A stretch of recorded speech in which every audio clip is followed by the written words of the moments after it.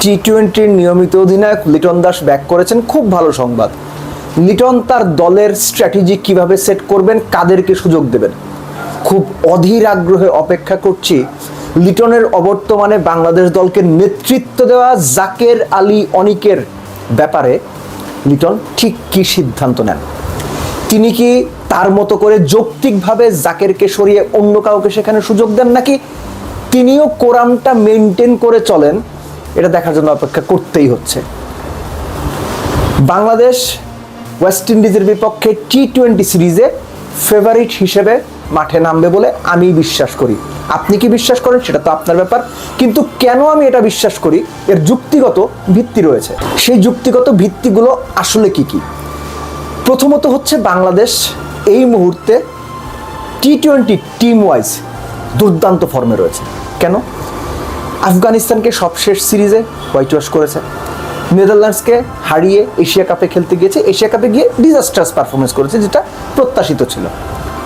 তার আগে শ্রীলঙ্কা, পাকিস্তান দুই দলকে হোম সিরিজে বাংলাদেশ হারিয়েছে। অর্থাৎ দেশের মাটিতে বাংলাদেশ টি-20 দল হিসেবে ভালো করছে। এর সঙ্গে আপনি সাইফের দুর্দান্ত ফর্ম কিংবা সাইফের ভালো ক্রিকেট খেলা, top of the order, Liton খুব ভালো ফর্মে আছেন, রিশাদ দারুণ রোল প্লে করছেন, শেখ মাহিদি বল মুস্তাফিজ বরাবরই ভালো করছেন। সো অ্যাজ এ গ্রুপ টি-20তে বাংলাদেশ ভালো অবশ্যই করছে। হ্যাঁ, আপনি অবশ্যই বলতে পারেন যে বাংলাদেশ সংযুক্ত আরব আমিরাতের সঙ্গে হেরেছে, পাকিস্তানে গিয়ে পাকিস্তানে বাজেভাবে হেরেছে টি-20 সিরিজ, অবশ্যই তাই। কিন্তু তারও আগে ওয়েস্ট ইন্ডিজে এই লিটনের নেতৃত্বেই বাংলাদেশ এই ওয়েস্ট ইন্ডিজকে হোয়াইট ওয়াশ করে এসেছে। সো ওয়েস্ট ইন্ডিজের এই দলটার পোটেনশিয়াল আছে, কিন্তু বাংলাদেশের এই দলটা টি-20তে ওয়েস্ট ইন্ডিজের তুলনায় বাংলাদেশের কন্ডিশনে ডেফিনেটলি এগিয়ে আছে, এটা আমি মানি। সো একই সঙ্গে আপনার বাংলাদেশের এই মুহূর্তে আরেকটা যে ব্যাপার, যে লিটন দলে ফেরার ফলে যেটা হয়েছে যে ব্যাটিং ডেপথটা খুব ভালো তৈরি হয়েছে। মিডল অর্ডারে যে বাংলাদেশের ধুঁকতে থাকা, জাকের আলী যখন টিমকে ক্যাপ্টেন্সি করছিলেন টিমকে নিয়ে, মিডল অর্ডার কিন্তু ঢুকেছে। লিটন কোথায় ব্যাট করবেন আমি জানি না। লিটন যদি স্বাভাবিকভাবে 3-এ ব্যাট করেন, লিটন চাইলে 4-এও ব্যাট করেন, সেটা তার ব্যাপার। সো লিটন আসার ফলে যেটা হয়েছে যে ব্যাটিং লাইন আপটা অনেকখানি স্ট্রং হবে, এবং বরাবরই যে ব্যাপারটা বাংলাদেশকে ভোগাচ্ছে সেটা ব্যাটিং, এবং লিটন আসার ফলে ওই ভোগান্তিটা কমবে বলেই এই মুহূর্তে এক্সপেক্ট করতে পারি। আর চট্টগ্রামের মাঠ যদি আপনি হিসেব করেন, আপনি যদি বাংলাদেশের সবশেষ চট্টগ্রামের মাঠে টি-20তে পারফরমেন্সগুলো দেখেন, যে বাংলাদেশ জিম্বাবুয়ে এসে 3টা ম্যাচ খেলেছে, তার আগে আয়ারল্যান্ডের সঙ্গে খেলেছে, জিম্বাবুয়ের সঙ্গে সবগুলোই জিতেছে, আয়ারল্যান্ডের সঙ্গে শেষ ম্যাচটা বোধহয় হেরেছিল।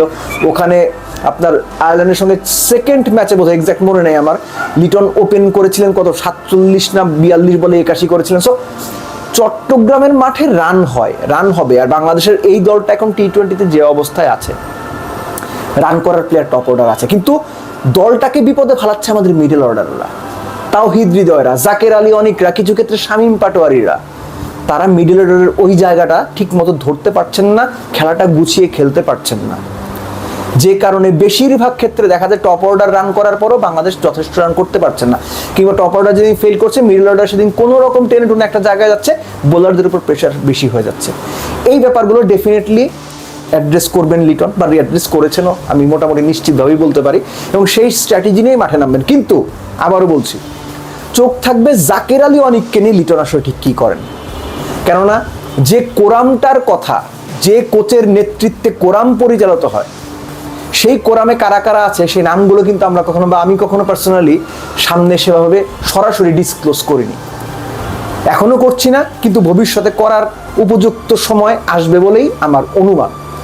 সো এই কারণেই লিটন জাকের আলী অনিককে নিয়ে কি সিদ্ধান্ত নেন, ক্যাপ্টেন কোচের সঙ্গে কোনো দেন দরবারে যান কিনা, কিংবা ক্যাপ্টেন কোচের কথা চুপ করে মেনে নিয়ে কোরামের দিকেই নিজের মাথা হেলিয়ে রাখেন কিনা, এটা দেখার জন্য অধীর আগ্রহে অপেক্ষা করুন। ম্যাচের পাশাপাশি এই বিষয়টা গুরুত্বপূর্ণ এই জন্য যে বাংলাদেশ টিমের ড্রেসিং রুমে এই যে কোরামের বিষয়টা, পার্টিকুলার কিছু প্লেয়ারকে অতিরিক্ত প্রিভিলেজ কিংবা খারাপ পারফরমেন্স পরও সবসময় সুযোগ দিয়ে যাওয়া, এটা বাংলাদেশ ক্রিকেটের ক্ষতি করছে, খুব বাজেভাবে ক্ষতি করছে।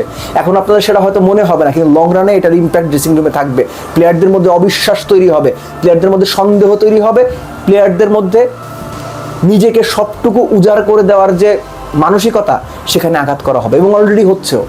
সো এ কারণেই ড্রেসিং রুমে কে কী করছে এই বিষয়গুলো আস্তে আস্তে সামনে আসা জরুরি, যদি সেটা বাংলাদেশ ক্রিকেটের বিপক্ষে যায়, বাংলাদেশ ক্রিকেটের জন্য ক্ষতির কারণ হয়, প্রয়োজনে নাম ধরে ধরে বলা উচিত, বা আমরা বলবো, বা আমি বলবো যে এই মানুষগুলো বা এই মানুষ পার্টিকুলার বা এই ক্রিকেটার পার্টিকুলারলি এই কাজ করছেন।